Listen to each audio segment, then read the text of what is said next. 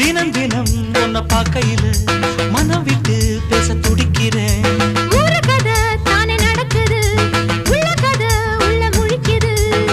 பார்க்க வரும் முன்னே துணிவர் இருக்கும், பக்கம் வந்த பின்னே வெட்கமது தடுக்கும். சிப்பிக்குள்ள முத்தம் போல நெஞ்சுக்குள்ள காதல மூடி மூடி வைப்பதும் ஏனோ. தொண்டக்குழி வரைக்கும்